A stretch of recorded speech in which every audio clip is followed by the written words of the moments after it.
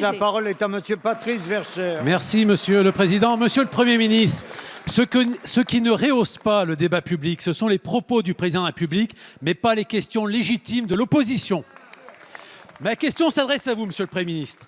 Alors que le monde agricole vit des crises sans précédent, la réécriture de l'arrêté du 12 septembre 2006 encadrant l'utilisation des produits phytosanitaires fait vivement réagir nos agriculteurs et nos viticulteurs. Dans un contexte économique déjà très difficile, un projet d'arrêté interministériel envisagerait de durcir drastiquement les règles d'utilisation des produits phytosanitaires. En l'état actuel, ce projet d'arrêté ne peut que légitimement inquiéter le monde agricole et viticole. En effet, ce texte imposera des contraintes supplémentaires à nos exploitants par l'extension des zones de non-traitement. Ainsi, des millions d'hectares de terres cultivables seraient amputés, réduisant significativement notre production agricole et viticole, jusqu'à voir la disparition de l'agriculture dans les agglomérations comme celle de la métropole de Lyon, ainsi que la quasi-disparition dans les secteurs périurbains comme le département du Rhône. Pleinement conscients des enjeux de santé publique et environnementaux, nos agriculteurs et nos viticulteurs, notamment dans le Beaujolais, font depuis longtemps un usage raisonné et raisonnable de ces produits, notamment avec la mise en œuvre du plan Écophyto 2. Monsieur le Premier ministre, nos agriculteurs et nos viticulteurs ne peuvent faire les frais d'une idéologie et d'une réglementation punitive qui les fragiliserait un peu plus face à la concurrence internationale. Monsieur le Premier ministre, si je vous interpelle sur ce sujet, c'est que la réécriture de cet arrêté semble provoquer des tensions au sein de votre gouvernement. Monsieur le Premier ministre, même si je cite l'un de vos ministres, le patron jusqu'à nouvel ordre, c'est le président de la République, vous restez encore pour le moment le chef du gouvernement.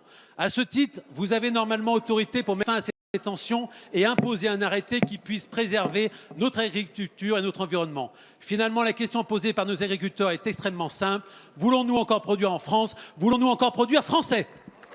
La parole est à Monsieur Stéphane Le Foll, ministre de l'Agriculture, de l'Agroalimentaire et de la Forêt. Monsieur le Président, Monsieur le député, j'ai l'impression que la référence auquel vous faites allusion dans votre question serait peut-être une expression du porte-parole. Le gouvernement et le Premier ministre ont arbitré, et je l'avais dit à plusieurs reprises.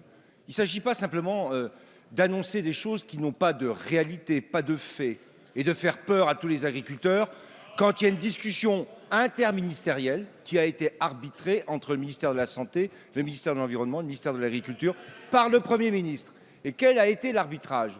C'est que nous allons reconduire cet article de la même manière que ce qu'il existait aujourd'hui, en le notifiant, ce que vous n'avez pas fait, d'ailleurs, quand vous étiez au gouvernement, à la Commission européenne.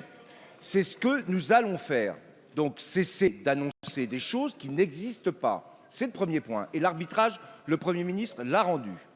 Deuxième point, mais cet arbitrage nécessite, quoi qu'il en soit, que lorsque nous avons voté la loi d'avenir agricole, la protection des habitations sensibles, en particulier dans les zones viticoles, soit appliquée et les décrets et les arrêtés des préfets qui sont engagés pour 30 d'entre eux devront être appliqués. On doit à la fois respecter le travail des agriculteurs, permettre qu'ils le fassent dans de bonnes conditions et en même temps respecter aussi, et il y a des procès qui sont en cours, la situation des habitants et des habitations. C'est le principe qui nous a guidés. Donc sur la question que vous posez, arrêté, reconduit et en même temps vigilance absolue sur l'utilisation des phytosanitaires pour la protection des habitations.